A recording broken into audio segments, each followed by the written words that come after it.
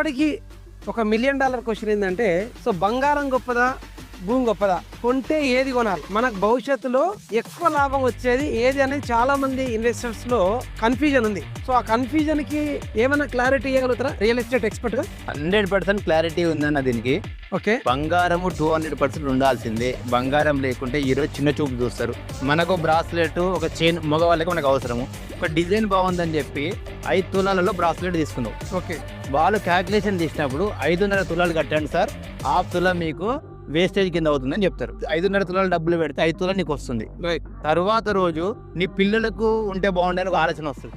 పిల్లలకు 2 చైన్లు తెయ్యండి షాప్కి వెళ్ళినప్పుడు ఈ 5 తులాల బంగారము మళ్ళా వేస్టేజ్ అవుతుంది సార్. సో మీకు 4.5 తులాసే ఇది ఈక్వల్ అని చెప్తారు. వాళ్ళ పిల్లలు ఇంకేదైనా పెద్దగా అయ్యారు, కొంచెం నెక్కు పెద్దగా అయింది, మళ్ళీ చేంజ్ చేసుకుంటే అది 4 తులాలకే వస్తుంది. అంటే మీరు కొన్న 5.5 తులాల బంగారము 3 సార్లు చేంజ్ చేసుకున్నప్పుడు అది రియాలిటీకి 3 తులాలే అవుతుంది. అదే విషయంలో ల్యాండ్ తీసుకుంటే మీరు మీ ఆస్తి మీ పిల్లడికి ఇద్దాం అనుకున్నప్పుడు ఓన్లీ రిజిస్ట్రేషన్ ఫీజు ఒకటే ఉంటుంది. ప్రతిసారి చేయి మారినప్పుడు డాక్యుమెంట్ వాల్యూ కానీ ఆ ల్యాండ్ వాల్యూ కానీ 10 పెరిగే అవకాశం ఉంది. అవసరాన్ని మించి బంగారం తీసుకునే దానికంటే భూమి మీద పెట్టడం శ్రేష్టకరం అని చెప్పి అది ప్రూవ్ అయింది. 100% మీరు ఆలోచిస్తే అదే కరెక్ట్. సో విన్నారు కదా, ఈ క్షణమే భూమిని సొంతం చేసుకోండి, బంగారు భవిష్యత్తుని నిర్మి